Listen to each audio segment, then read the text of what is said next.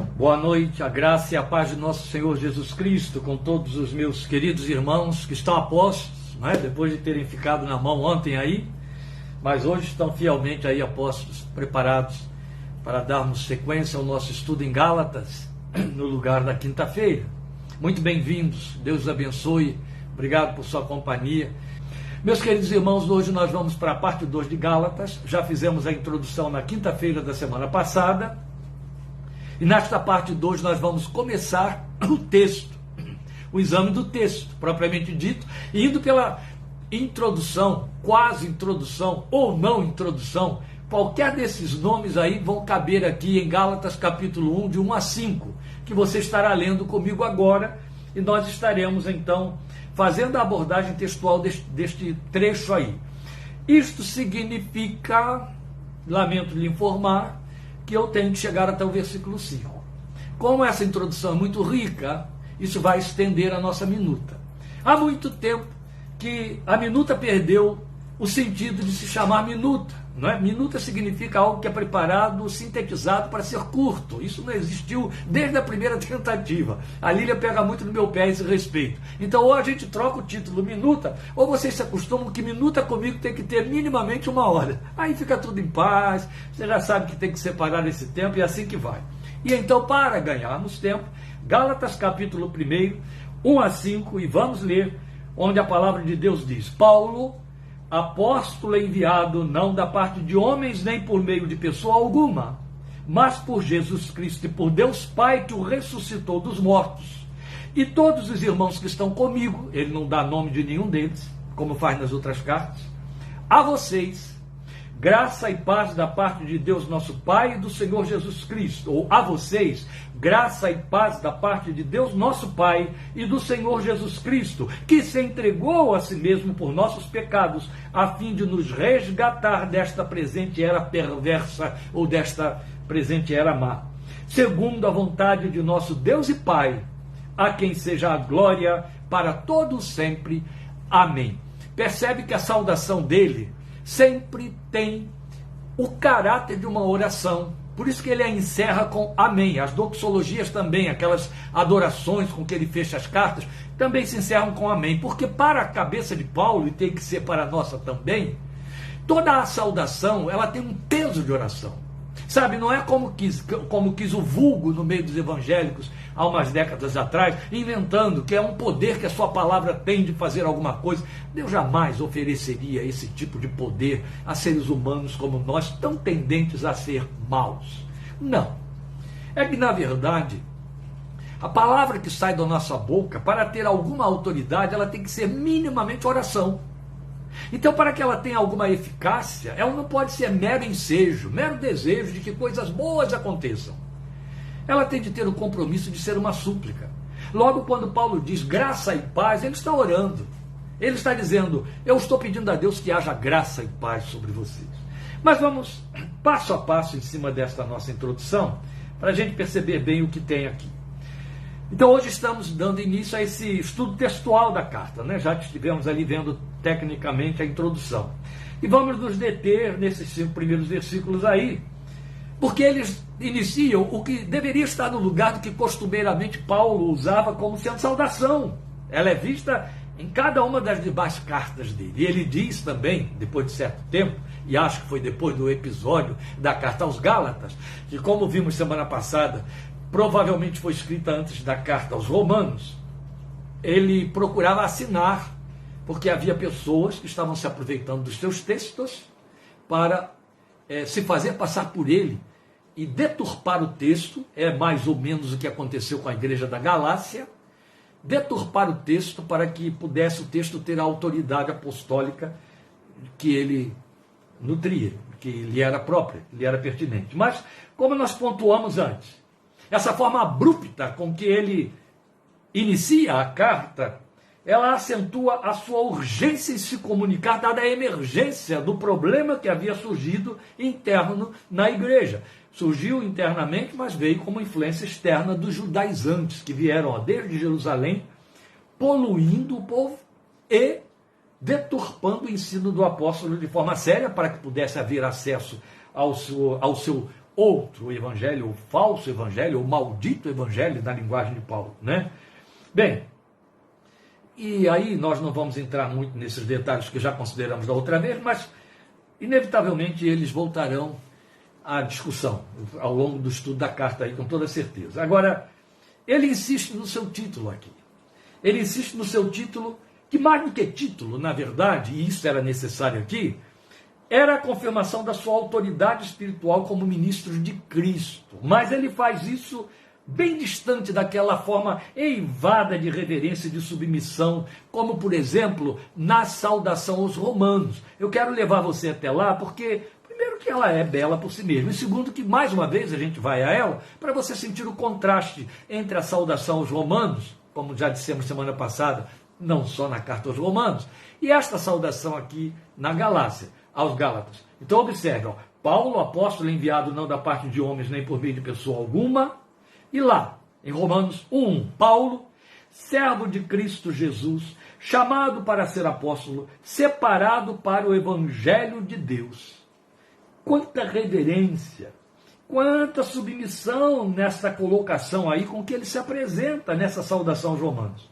Agora, aqui em Romanos, ou ali em Romanos, já que estamos na carta aos Gálatas, ele se apresenta, você ouviu aí agora na leitura, por 3 qualificativos. Olha que coisa bonita. Servo de Cristo, chamado para ser apóstolo, separado para o evangelho de Deus. As 3 categorias são pertinentes e interdependentes. Olha que bonito isso aí. Servo, chamado e separado. Então, no que tange ao efeito humano, servo obediente e santo. Separado é santo. Chamado, se ele atendeu, ele então é obediente. E servo é servo, não é? Ele se auto-intitula servo, ele intitula, pareia Timóteo com ele, chamando-o de servo, Tito também, isso é muito belo, ao mesmo tempo que são apresentados, outro tanto, como apóstolos, ou co-apóstolos, ou co-operadores. Aqui, no entanto, na carta aos Gálatas, o seu propósito não consistia em se identificar, como ele fez aos romanos, como fez nas outras cartas. Porque ali, acabamos de ler, em Romanos, ele estava oferecendo elementos de edificação da fé dos seus destinatários, logo no início, logo começa a se pronunciar, as primeiras palavras já têm o propósito de edificar quem está ouvindo. Aqui não, aqui é confronto. Aqui ele vem fazer uma defesa, mas a sua intenção já era confrontar, não era se identificar apenas. As razões falam por si mesmas e determinam isso na autoridade do apóstolo formador daquela igreja. Quem pagou o preço ali foi ele. Ele sabia por que ele estava gritando ou brigando, não é? Então, daí, apóstolo não da parte de homens, nem por meio de pessoa alguma. É um fraseado muito forte, é contundente, é agressivo, tem um tom de agressividade. Paulo, apóstolo enviado, não da parte de homens, nem por meio de pessoa alguma. Imagine, é uma saudação que já impacta. Opa, bem, chumbo grosso aí. E foi assim que eles entenderam. E era para ser isso mesmo. Não tinha outro jeito. Então o verbo adjetivado, enviado, que você tem aqui na sua versão, nas nossas versões, Paulo, apóstolo enviado, na verdade ele foi acrescentado pelos nossos versadores para reforçar o sentido. Porque apóstolo significa exatamente isso, enviado. Então seria assim, Paulo enviado não da parte de homens, não há necessidade. Mas os versadores fizeram isso para poder manter o termo que se tecnicalizou, apóstolo, e dar reforço. E aí eles acrescentaram esse verbo adjetivado, enviado, mas ele já significa tudo que é necessário por si mesmo. Então ele vai se ocupar, e com bom tempo, ele vai usar os capítulos 1 e 2 desta carta, não exclusivamente nisto, mas a maior parte do tempo, historiciando o seu chamado para provar esse argumento de que não foi enviado, nem chamado e nem enviado da parte de homem algum ou por homem algum. Esse era o detalhe dele aí, porque era muito importante. Para dizer e provar, através dessa historicidade, provar o seu argumento de que ninguém, ser humano, ninguém de carne e osso, esteve por detrás ou como determinante do seu chamado. Dito assim, colocado assim agora aqui dentro do nosso estudo, pode não causar nenhuma admiração, pode significar ser apenas uma informação. Mas os Gálatas conviveram com ele. Ele está só lembrando a eles um fato que eles sabiam muito bem.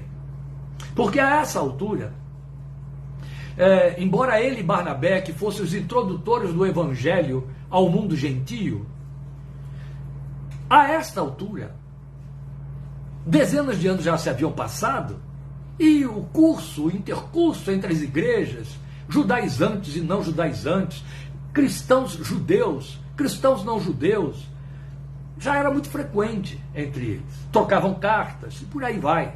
Então todos sabiam muito bem de toda a história de Paulo. Logo não havia novidade alguma aqui sendo apresentada por ele. Mas quando a gente o ouve dizer, eu não fui chamado da parte de homem algum, nem enviado por homem algum, isso traz um peso de uma reverência profunda no que diz respeito à biografia de Paulo, que ele vai expor aqui nos capítulos 1 e 2, como nós dissemos aos irmãos. Porque já dissemos na introdução semana passada, e eu volto a dizer, e teremos que provar isso textualmente depois, ou faremos isto, que ele vai expor detalhes do Evangelho, dos ensinos diretos de Jesus, como se ele tivesse de fato feito parte do colégio apostólico original, formado pelos 12 escolhidos primeiros.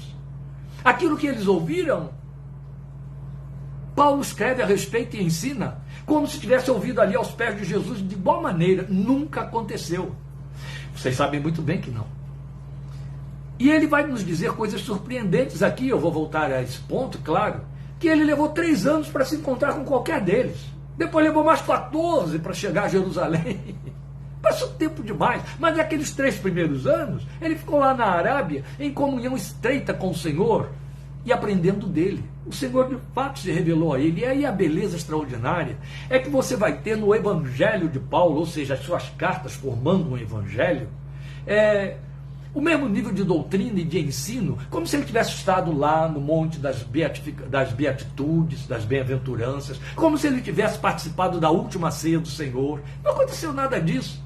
Mas ele usa do mesmo argumento, mesmo palavreado, ele usa do mesmo ensino, o mesmo peso doutrinário.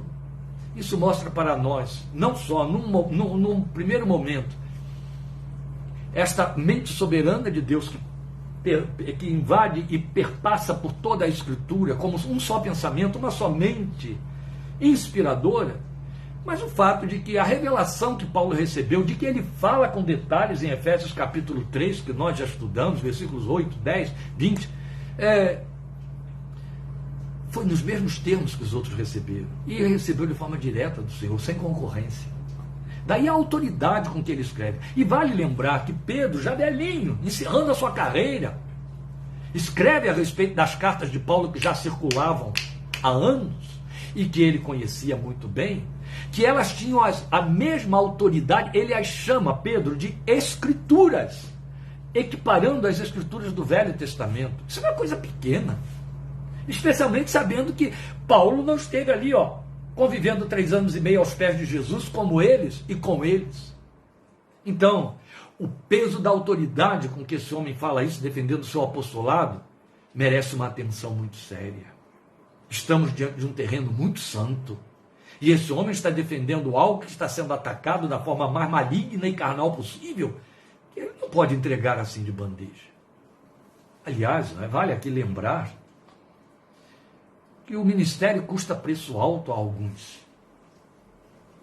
Eu não vou generalizar, porque eu estaria incorrendo num erro muito grande.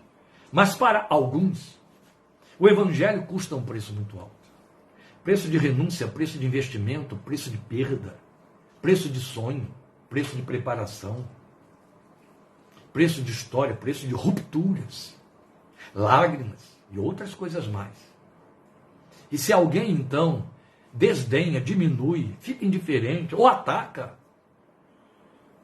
quem paga um preço desse tamanho tem todo o direito de exercer a autoridade, repreender, rejeitar, confrontar, porque ninguém tem direito de diminuir homens e mulheres de Deus que pagaram ou pagam um preço muito alto para fazer a obra que cabe a todos e não a alguns em particular. Então a importância do argumento se dá pelo fato de que a autoridade por ele recebida não teve origem humana. Foi isso que eu procurei sumariar aqui agora para os irmãos. E o ataque mais sorrateiro dos seus adversários residia justamente em desacreditar ou procurar fazer com que ficasse desacreditada a sua autoridade apostólica. Se eles conseguissem convencer que o seu apostolado não procedia do Senhor, automaticamente significaria que todo o seu ensino também não procedia ou poderia ser alterado. Ou pior do que tudo, não procedia de verdade alguma, era dele, inventado por ele. E o problema que temos aqui é este. O que os judaizantes vieram a fazer? Os judaizantes entendiam que para ser cristão era preciso continuar sendo guardião da lei de Moisés e observador dela. Isso ia na contramão da doutrina da justificação pela fé da forma mais frontal possível. Sabe, era a diferença entre água e óleo. Não havia como associar, não havia e não há como fazer uma acomodação da justificação com obras, com observância de lei, com observância de rituais, com observância religiosa. Não. E Paulo, que veio promulgar o Evangelho da Graça, e Evangelho da Graça exatamente porque a graça é Jesus que nos perdoa pela fé e sem as obras, ele foi o guerreiro defensor dessa doutrina e desta verdade que ele chama de meu Evangelho. Ele não poderia negociá-la. Aqueles outros vieram por razões de vaidade humana, religiosidade, queda pessoal e outras coisas piores, cobiças e etc. Eles vieram tentar minar a cabeça dos crentes e dizer, não. Vocês podem crer em tudo isso que vocês estão crendo, mas não vai ter valor nenhum se não se circuncidarem, se não guardarem o sábado, se não guardarem os requisitos da lei que a gente observa. Para ser verdadeiro cristão, é preciso acrescentar a certeza de salvação e de perdão de pecados às observâncias da lei. E eles foram contaminar os crentes. Então, como eles podiam ter acesso a um grupo devidamente instruído, discipulado, por anos de formação doutrinária, com um ensino tão denso desta natureza? Era preciso minar as bases. E o que eles então procuraram fazer para minar as bases? Precisamos desacreditar o doutrinador deles aos olhos deles. Se nós pudermos provar que ele não é apóstolo, chamado pelo Senhor, que não tem a autoridade dos outros, porque todos os outros, sem exceção de nenhum, eram apóstolos aos judeus e não aos gentios, só ele e Barnabé foram chamados para os gentios. Embora ele estivesse devidamente credenciado pela igreja de Jerusalém, como veremos no capítulo no seguinte, aqui no capítulo 1 e no 2, eles estavam dizendo, não, ele não faz parte do colégio apostólico, essa doutrina dele está em falta, ela está incompleta, nós vamos dar um complemento. Então o que tínhamos de fazer era, vocês estão dando crédito a quem não tem autoridade. Por isso a autoridade e força, como eu disse semana passada, como uma ursa roubada dos seus filhotes, ele vai defender o seu apostolado, porque aí ele está defendendo o Evangelho, não é a pessoa de Paulo, entende?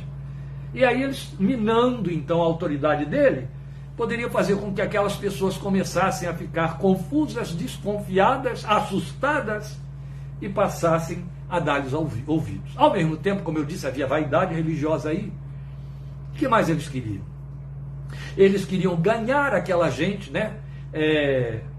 Fazer ibope com o trabalho dos outros, é evidente. Se eu faço proselitismo, se eu não pago preço, se eu não pego o sujeito lá do mundo pagão para levá-lo ao encontro com a verdade libertadora, e alguém já pagou esse preço, eu trago para o meu lado, sem nenhum esforço. Aí eu aumento o meu contingente, eu ganho ibope, eu fico com nome. A gente conhece algumas coisas acontecendo por aí com o nome de igreja evangélica, bem dentro desse terreno, né? Aqueles que pescam no aquário alheio, é interessante, mas existe. E já naquele tempo, veja, os judaizantes estavam fazendo isso. Então, se eles podem entrar nas igrejas todas da Galácia e minar tudo e ganhar para a sua doutrina que Paulo chamou de maldita, outro evangelho, e se vocês forem ouvir o que Lutero diz a respeito desse pronunciamento de Paulo sobre o judaísmo da época, o judaizante e a lei de Moisés, você se arrepia, porque Lutero pega isso que está aqui e apreta literalmente. Ele está dizendo, o que ele está declarando aqui textualmente é que guardar a lei é se fazer maldito. Então ele está amaldiçoando tudo junto. Os pregadores, o que eles estão pregando e a forma como estão fazendo. E a coisa é muito séria. Então é evidente, o propósito era fazer com que o ensino perdesse validade para que pudesse então entrar aí a forma da lei que pretendia a justificação de pecados por obras e não somente por meio da fé. Na verdade, lá no fundo, na motivação independente da vaidade religiosa, do desejo de poder e de ganho, porque eles também ganhavam, eles queriam ganhar, eles queriam estar recebendo ali ofertas daquele povo, se tornando seus líderes. O que estava por detrás também disso tudo aí, independente destas coisas, ou paralela a essas coisas que nós temos aqui, é o fato de que lá no fundo, isso sempre existiu na humanidade toda, e aflora da religiosidade dos homens. Quando eles começam a fazer uma profissão de fé, geralmente isso aflora. A necessidade que o homem tem de garantir-se na salvação, oferecer alguma coisa, ter um controle sobre ela, de maneira que ele não seja apenas o recipiente meramente. Eu recebo de graça. Não, eu tenho que fazer algo que me dê o sossego e a certeza de que eu estou garantindo, ou garantido. O nome disso é obra. E era isso que aquela gente estava fazendo. E as pessoas continuam fazendo isso, porque lá no fundo o homem quer salvar a si mesmo. Esta é a verdade. E isso está impresso na religiosidade do ser humano. Mas isso não quer dizer que esteja correto. E nem que Deus aprove, em hipótese alguma, né? Bem, quando Paulo inicia então o seu discurso dizendo, fazendo a declaração de que o seu apostolado a um só tempo não tinha origem humana, mas sim divina, então ele impactava os seus discípulos, que agora eram leitores, com o peso dessa autoridade aí, para calar a boca ou a influência dos judaizantes, seus opositores. Então o terreno estava muito contaminado e ele não podia perder tempo, era emergente. Mas, como estamos na introdução textual, é importante a gente salientar alguns pontos significativos vistos aqui nesta introdução. É onde eu incorro no risco de estender demais o nosso tempo hoje. Mas eu vou tentar ir até o quarto tópico aí destas observações dentro do nosso texto para completar o estudo de hoje. De repente não vou gastar tanto tempo quanto estou pensando, já que eu estou me prendendo mais à minha síntese aqui, a fim de não florear muito e adiantar o tempo. Mas veja, vou voltar à leitura dela. Vamos ao versículo 3. A vocês, graça e paz da parte de Deus nosso Pai e do Senhor Jesus Cristo, entrando no 4, que se entregou a si mesmo por nossos pecados, a fim de nos resgatar desta presente era perversa, segundo a vontade de nosso Deus e Pai, versículo 5, a quem seja a glória para todos sempre. Amém. Por incrível que pareça, eu já falei aí do amém para mostrar que isso tudo era uma oração, mas eu não vou comentar o versículo 5, a quem seja a glória para todos sempre. Amém. Mas ainda assim vale a pena lembrar a você que esse a quem seja a glória tem muito a ver com o que Jesus nos ensinou quanto a orar. Como é que ele nos manda encerrar a oração? Bem, isso aqui está mais fácil de entender para os que estiveram participando conosco de nosso retiro nos dias do carnaval aqui, quando nós estivemos ministrando sobre o Pai Nosso. Os outros vão pensar que a coisa ainda tem muito a ver com aquela reza evangélica chamada Pai Nosso. Mas eu quero dizer a você que Jesus ensinou que a gente encerra a comunicação com Deus, chamada oração, dizendo, porque teu é o reino, o poder e a glória para sempre. Paulo sintetiza tudo na expressão, a quem seja a glória para todos sempre. Amém. Da mesma maneira como Jesus nos ensinou naquela oração, dizendo, santificado seja o teu nome, o que significa, entre outras coisas, que eu estou me comprometendo com a santificação do nome do Pai nosso que está nos céus. De igual maneira, quando eu digo, a quem seja a glória para todo sempre, ou porque teu é o reino, o poder e a glória para sempre, amém, é o fechamento de Paulo, eu estou me comprometendo com esta glória. Eu estou confessando ou declarando para Deus que estou assumindo o compromisso de exaltar essa glória. E não foi o que estudamos em Efésios. Não estudamos no capítulo 1 de Efésios, versículos 6, 10 e 12 e 14, versículos 6, 12 e 14, que fomos estabelecidos para sermos o louvor da glória de Deus?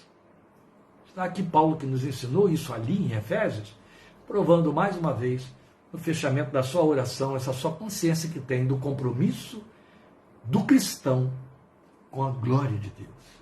E é importante também que ele diga isso aqui porque os judaizantes estavam comprometidos ou preocupados em exaltar a sua própria glória, sua glória religiosa e a glória da lei, que Paulo já tinha dito que caducou.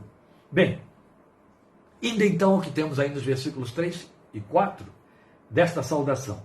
A primeira coisa que você observa é o nivelamento entre o filho e o pai como causa do seu chamado apostólico. Quando ele vai dizer assim, aliás, aí está no versículo 1, seria no versículo 1, mas, querendo dizer, chamado por Jesus Cristo, por Deus Pai, que o ressuscitou dos mortos. Então ele está fazendo um nivelamento, então eu volto a dizer, no versículo 1, o nivelamento entre o filho e o pai como causa do seu chamado apostólico. Então, tanto o filho quanto o pai o chamaram. Ou seja, a autoridade de um equivalia à autoridade do outro. Queridos irmãos, eu consinto com o fato de que para nós isso tudo está em lugar comum. Mas nenhum comentarista, nenhum estudioso, nenhum teólogo deixa isso aqui passar em branco. Especialmente porque nós temos concorrendo contra isso que está aqui, a pseudo-teologia dos jeovitas, das testemunhas de Jeová, que insistem em dizer que Jesus é um Deus menor, é criado, é um filho e criado, então não é Deus igual ao único Deus que é o Deus Pai. Não só aqui, mas por toda a Escritura, e muito especialmente em todas as cartas de Paulo, e aqui mais uma vez, daí os nossos teólogos todos baterem nesse ponto. Quando Paulo diz chamado por Deus, por Cristo Jesus, pelo Filho de Deus e por Deus Pai, ele está nivelando os dois em autoridade nesse chamado que lhe foi feito. Então, para dizer que a autoridade de um equivalia à do outro, nós não temos dificuldade alguma em crer nisso. Mas é importante frisar o que ele está mostrando aqui para nós nesta sua argumentação. Ele poderia ter dito chamado por Cristo Jesus, amém. Chamado por Deus Pai, amém. Mas ele faz questão de mostrar que o chamado procedeu tanto de um quanto de outro da mesma maneira. Para mostrar, os dois estão nisto, com a mesma autoridade para chamar.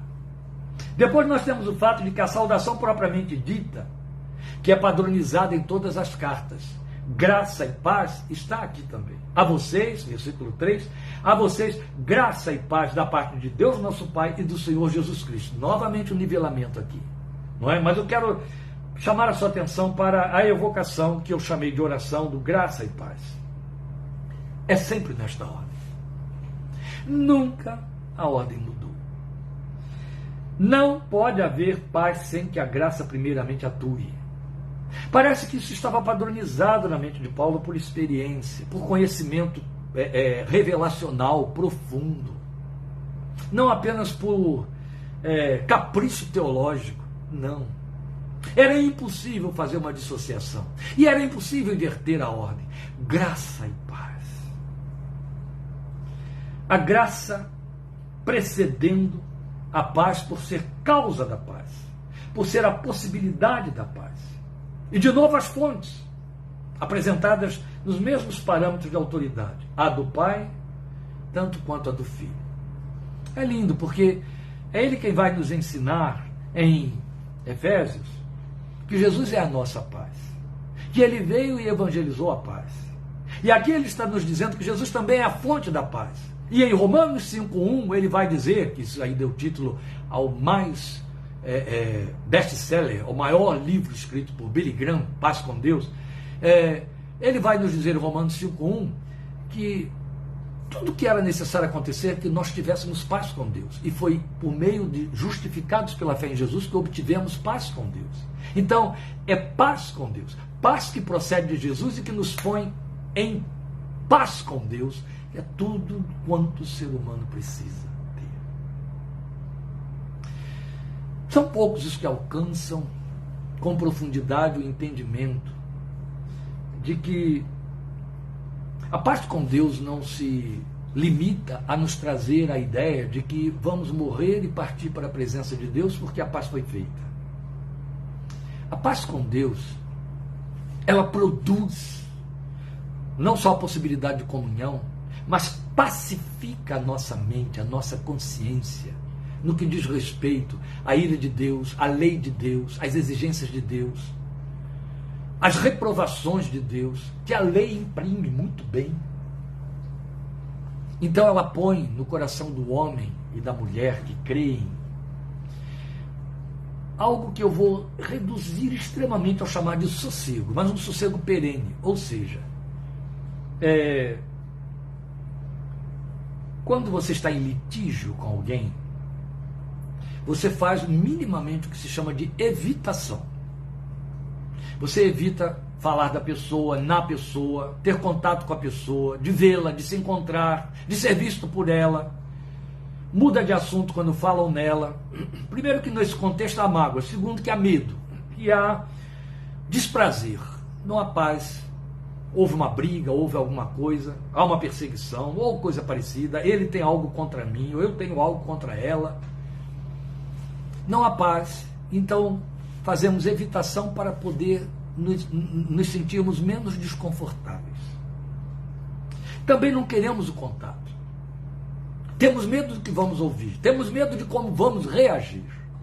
Isso é entre as relações humanas, onde o outro, com raras exceções, não nos oferece mais do que uma animosidade, nenhum perigo, nenhum risco. Existem os inimigos cujo encontro, haja vista Jacó com Esaú, pode redundar em morte, ser assassinado, o sujeito foge, né? Assim, ser preso, então foge.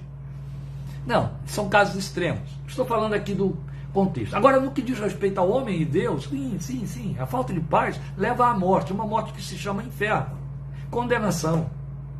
E o homem quer desacreditar isso, o ser humano. Então ele faz evitações, ele faz substituições, ele procura tomar os aperitivos, os antidepressivos e os ansiolíticos espirituais e materiais sem ser remédio. Eu não estou me referindo aos remédios psiquiátricos. Eu estou me referindo ao efeito deles, de que as pessoas procuram, de que vão se servir através de coisas, através de forma de viver. Então, ou vão se divertir em excesso, ou vão se locupletar de dinheiro quanto puderem, para que possam entender que pagam tudo aquilo que poderiam recorrer de Deus, para se sentir independentes, vivendo da melhor maneira, para não ter que recorrer a Deus, esquecendo sempre que haverá o último momento em que elas terão que dizer, ai meu Deus, não é? Mas quando entramos em paz com Deus por meio de nosso Senhor Jesus Cristo, o coração repousa, porque entra em comunhão.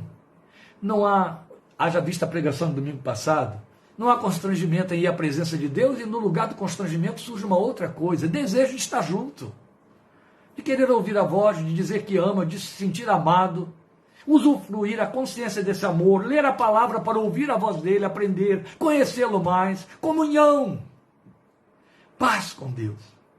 Da parte de Deus, somos informados em Efésios, que Deus depois, em Romanos, que Deus depôs as armas que ele tinha contra nós. A cédula que nos era contrária está escrito em Colossenses. Nos reconciliou consigo através de Jesus. Isso se traduz em uma paz que penetra o espírito do homem e tem efeito psíquico, tem efeito no seu organismo. Isso é bom. Então Paulo diz que a graça propicia isso, é verdade, por isso que ele sempre tem que dizer graça e paz, graça e paz. E é edificante pensar no fato de que esta saudação não tem aquele corriqueirismo dos nossos bom dia, boa tarde, boa noite, caídos em lugar comum, que no máximo traduzem gentileza, traduzem aí cordialidade, não mais do que isso. Não, pelo contrário, a saudação cristã, graça e paz, ela é indicadora de nível espiritual. Ela é indicadora de status. Ela só pode existir, de fato, entre cristãos confessos, cristãos bíblicos. Não é que seja obrigatório. Eu não tenho que me impedir de dizer boa noite, bom dia, boa tarde a um irmão na fé. Eu não tenho que obrigatoriamente saudá-lo dizendo graça e paz. O que eu estou falando aqui é da viabilidade. É o único grupo para quem essa verbalização tem causa e efeito, tem pertinência, tem propriedade, tem lugar. Graça e paz aos que entendem disto, é como se Paulo estivesse dizendo, porque nisto e disto vivem. Ou seja, a igreja é formada, é o corpo formado pelos que desfrutam graça e paz. Então, literalmente, os que vivem em estado de graça e de paz. Logo, quando eu sei que eu posso saudar alguém com graça e paz, eu estou falando de alguém que ocupa o mesmo status que eu, de comunhão com Deus, que entende do assunto, graça e paz. Hoje, falar que o crente entende de graça é quase que temerário, porque nós estamos vivendo o fenômeno de uma geração de tanta deturpação de revelação das Escrituras, que se criou, e isso já teve ataques ferrenhos, na década de 40, por Dietrich Bonhoeffer, o maior expositor entre os luteranos da década de 40, que foi assassinado pelo nazismo, foi um mártir cristão dos nossos dias. E Bonhoeffer falou e escreveu no seu livro Discípulo da graça barata. A graça barata é aquela professada por aqueles que entendem que a graça significa perdão de pecados. Eu estou perdoado dos meus pecados, posso pecar à vontade porque eu tenho um perdão que se aciona automaticamente por causa da graça que obriga Deus a me perdoar. Isso é o resumo desta coisa. Eu não vou dar título não, deixo por conta de vocês. Que Bonhoeffer chamou de graça barata. Ela é barata porque ela não custa nada a ninguém, nem custou ao próprio Filho de Deus. Ela é barata, ela é vulgar, na verdade. Porque significa que eu não preciso ter transformação alguma e não preciso buscar arrependimento, lugar de arrependimento, que meu perdão está absolutamente garantido por uma coisa chamada graça, que é maior do que a própria Trindade. É mais ou menos como funciona. E aí o crente vive da forma mais embananada possível, mais mundana possível, para dizer: não tem que me preocupar com essas coisas, eu estou perdoado. E o nome disso é graça. Na época de Lutero, quando ele atacou com as suas 95 teses, daí eu sempre estou introduzindo esses nossos estudos em Gálatas, porque esta foi a carta que provocou tudo na cabeça de Lutero. Castelo Forte, eu tenho posto aí o hino sempre, né? Escrito por ele. Lutero atacou a Igreja Católica, a Igreja Medieval, com as suas 95 teses, porque uma das teses que ele atacou, que ele apresentou ali atacando, foi o fato de que a igreja vendia indulgências. Chegou ao extremo de Tetzel, o maior pregoeiro que Leão XIII colocou vendendo indulgências para poder ganhar dinheiro e construir a Basílica de São Pedro, que está lá até hoje. Ele apregoava as indulgências e chegou ao ponto de vender, e essas eram mais caras, indulgências para pecados futuros. Você comprava a indulgência e podia cometer o pecado que você quisesse lá na frente, porque a indulgência já lhe assegurava que aquele pecado que você ainda ia cometer seria perdoado sem você precisar confessar. Bastava esfregar na cara de Deus a indulgência paga, assinada pelo Papa da época. Essas coisas aberrantes, absurdas, que estão na história, funcionam ainda na cabeça de muitos cristãos evangélicos. Acredite se você queira ou não, a gente convive com esse tipo de coisa. Ele entende que na graça barata, ele está de tal maneira perdoado que não importa o pecado que ele vai cometer amanhã, já está perdoado. Não precisa de confissão, não precisa de arrependimento, não precisa de nada disso. Na verdade, 3 palavras estão banidas do Evangelho nessas vidas: confissão, arrependimento e pecado. Aí também Deus, com certeza, vai banir uma 4ª palavra: perdão. Isso é garantido. Bem, também é de profunda significação a evocação feita por ele no versículo 4, quando ele diz assim, do Senhor Jesus Cristo, fechando o versículo 3, que se entregou a si mesmo por nossos pecados, a fim de nos resgatar desta presente era perversa segunda vontade de nosso Deus e Pai. Esta evocação feita no versículo 4 tem significação profunda com referência ao Senhor Jesus Cristo, a sua obra, quando ele diz que se entregou a si mesmo por nossos pecados. Numa primeira instância, ele jamais deixou de fazer lembrado aos seus leitores. Quando eu digo ele jamais deixou de fazer lembrado aos seus leitores, eu estou me referindo a todas as suas 12 cartas. Ele jamais deixou de fazer lembrado aos seus leitores o sacrifício do Filho de Deus em cada uma de suas cartas. Isso é notório em Paulo. Morreu por causa de nossos pecados. É tão bonito isso. A ponto de alguém dizer com autoridade: se não houvesse pecado, Cristo não teria vindo ao mundo. Se não houvesse pecado, não haveria a igreja, não teria por que ter a igreja. Não é interessante? Claro que é. Então ele jamais deixou seus leitores sem lembrar a eles o sacrifício do Filho de Deus. Aqui ele frisa o sacrifício como a entrega voluntária. Ele diz aqui, se entregou a si mesmo, há um reforço em cima do a si mesmo. A gente chama de pleonasmo. Se entregou a si mesmo por nossos pecados. Frisa então o sacrifício como a entrega voluntária. Nunca esqueçamos, no entanto, que o Evangelho, mesmo nas cartas do apóstolo, é tão verdadeiro, no Evangelho e nas cartas de Paulo, é tão verdadeiro que o Filho de Deus se entregou, quanto o fato de que nessa entrega estava a dádiva do Pai, ou seja, o Pai o deu por nós. Então, são duas verdades com o mesmo peso de autoridade. O Filho se entregou voluntariamente e o Pai deu o Filho que se entregou por nós. As duas pessoas da Trindade Santa atuaram em comum acordo. O Pai deu o Filho que se entregou por nós.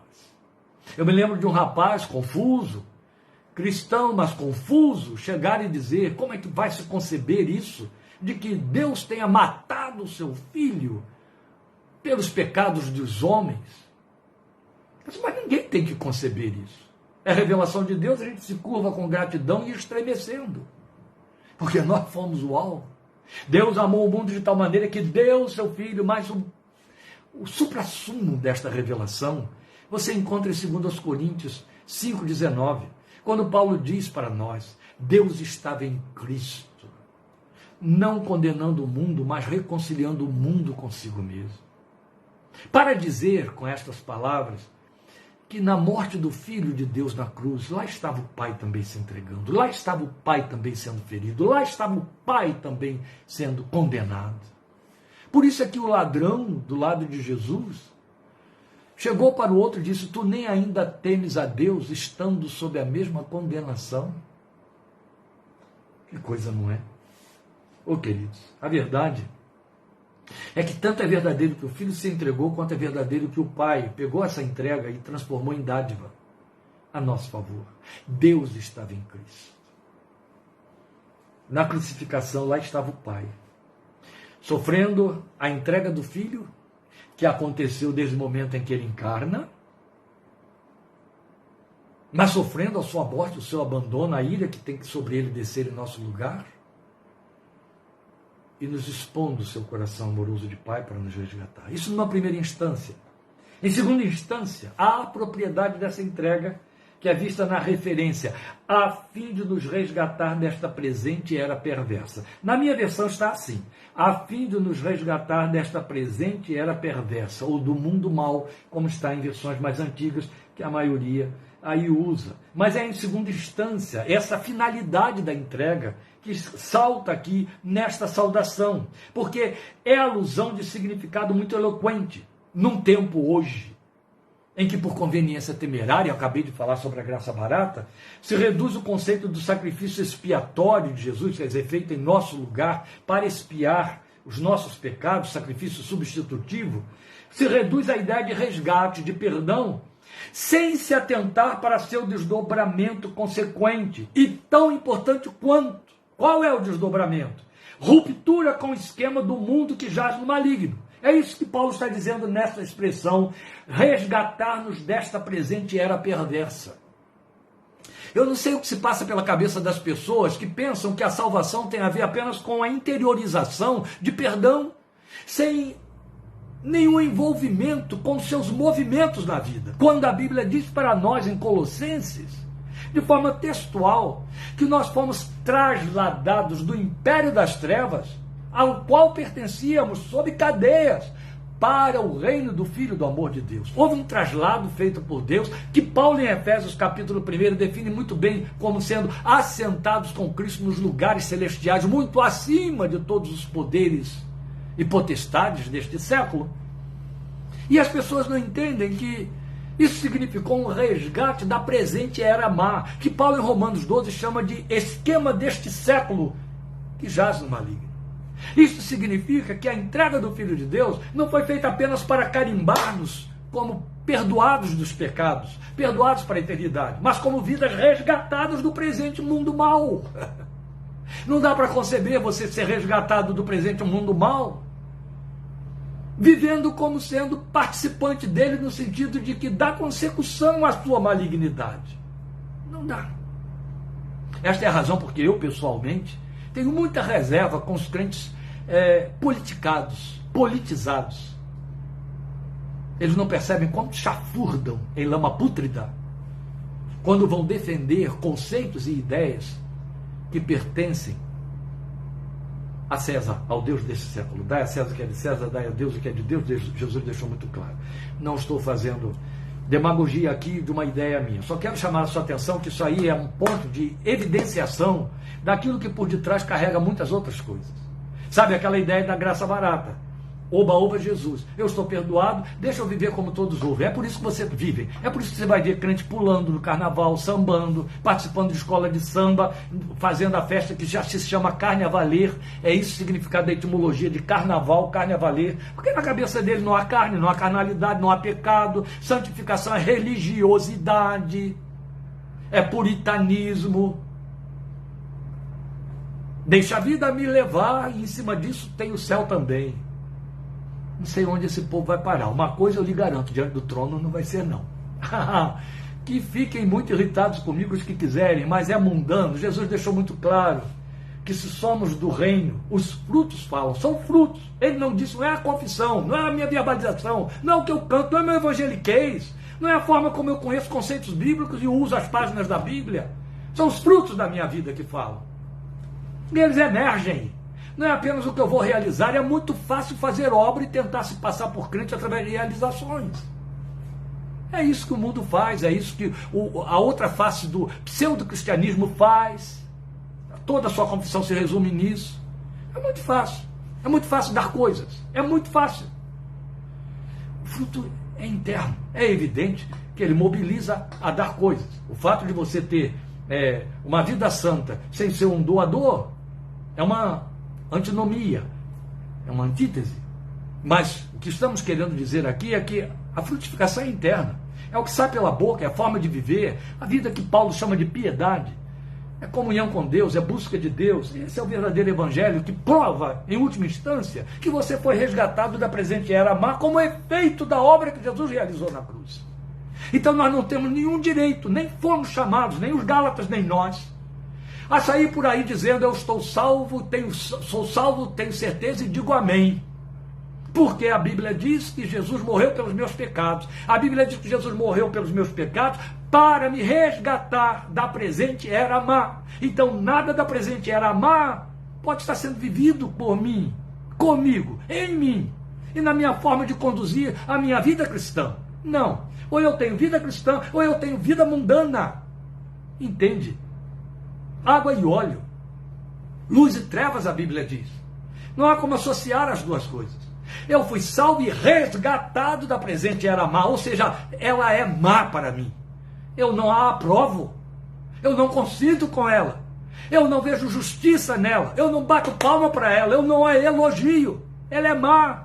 Ela tem um Deus, e ele não é chamado de Deus eterno, é o príncipe das trevas, ele tem um nome, é Satanás, ele é o Deus deste século, e século significa esquema, era, presente, era má. Fui resgatado dela. Não significa que eu fiquei neutralizado pela graça, de forma que ela não tem efeito sobre mim. Mentira! Se eu estiver mancomunado com ela, ela não só tem efeito, quanto tem poder. E está exercendo o poder ao qual eu obedeço. Jesus deixou claro isso em João 8. Aquele a quem eu me oferecer para servir, deste eu serei servo. E ele está falando do diabo, lá em João capítulo 8. Então, em última instância, eu quero colocar aqui, porque o tempo já foi, né? Já estamos chegando em 1 hora aí, como eu disse, é preciso prestar atenção no fato de que não se pode conceber uma graça que perdoa e não liberta. Redenção implica em tudo isto, em perdão e libertação. Então, por último, a fraseologia que ele põe aí, segundo a vontade do nosso Deus e Pai, em que o vocábulo Pai aparece jungido ao vocábulo Deus pela terceira vez, só nesse trecho curtinho aqui. Essa junção de Deus com Pai, Pai e Deus, ela inclui todo o contexto do plano eterno. A entrega do Filho para perdão de pecados e o resgate da presente era má ou perversa.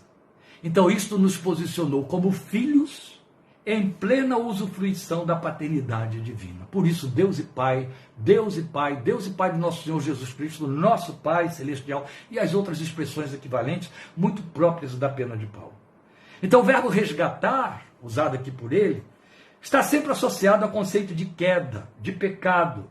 E aqui ele se amplia para envolver a escravidão ao plano, ao esquema da era má. Entende? E aí eu volto a frisar o que eu acabei de dizer. Libertação dessa escravidão significa não obedecer mais a ela. Eu estou livre, eu não sou mais escravo dela. Ela não tem mais domínio sobre mim. Eu a reprovo. Eu posso cair nela, mas isso me traz sofrimento e arrependimento, o que prova que eu não pertenço a ela. É evidente. Tanto fomos resgatados do nosso pecado, quanto do cativeiro da vida por ele engendrada. E eu estou falando de identificação. Ainda hoje eu ouvi uma veterana serva de Deus falando para mim do seu neto decaído, que está hoje já um rapaz, com 18 anos. Ela me disse, eu o exortei dizendo, meu filho, você foi resgatado por Jesus, mas não é para viver no mundo. E é lá que você está. Ele olhou para ela e disse, vovó, eu realmente estou lá entre eles. Mas eu sei de uma coisa. Eu não pertenço a eles nem àquilo que eles vivem. Eu não sou do mundo. Eu estou saindo de lá. Ela ficou muito feliz de ouvir essa resposta do seu neto. Mas isso só reforça o que nós estamos dizendo aqui. Resgatados, porque fomos perdoados e também libertos do cativeiro da vida que o mundo engendra. É isso. O nome disso é redenção. E tem tudo a ver com a declaração do Senhor Jesus. Se, pois, o Filho libertar vocês, vocês serão verdadeiramente livres. Ou qual seria o significado para verdadeiramente livres? Como livres? Livres até onde? E de quê? Quanto? Os frutos que o digam, disse o Senhor Jesus. Meus amados irmãos, vocês percebem como que numa introdução em que ele não está sendo sequer delicado, ele nos trouxe uma riqueza profunda de revelação doutrinária do Evangelho de Cristo. Temos, isso aqui é a ponta do iceberg, uma carta inteira pela frente, onde nos aprofundar nestas coisas. Convido você a continuar caminhando aí juntos, para que possamos avançar. Eu espero que você não seja um dos desistentes pelo meio do caminho, porque é claro, quando o crente é muito confrontado com as coisas que ele aprova, e que não poderia estar aprovando, ele foge, né? É igual a história lá da paz com Deus que eu falei, a gente faz evasivas para poder não sofrer. Aí desaparece. Bem, graças a Deus vocês são os fiéis da circuncisão, como eu digo, porque estão sempre aqui comigo, apesar de toda a força de verbalização de que eu uso para defender o Evangelho de Cristo. E vocês vão perceber que é justamente o que Paulo faz aqui, imbuído da consciência de que tem que defender o Evangelho daqueles que o depedram, ou depreciam, ou diminuem. Venha comigo, vamos juntos fazer esta caminhada para a glória do Senhor Jesus. Obrigado por sua participação. Estejamos juntos quinta-feira, querendo Deus que o tempo favoreça, tudo corra bem, e a gente possa ministrar aí às 8 da noite a nossa terceira parte de Gálatas, indo ainda no capítulo 1. Obrigado, Deus te abençoe. Aguardo vocês que puderem no próximo domingo, 17h30. Encontro e compromisso. Amém? Deus te abençoe. Muito obrigado.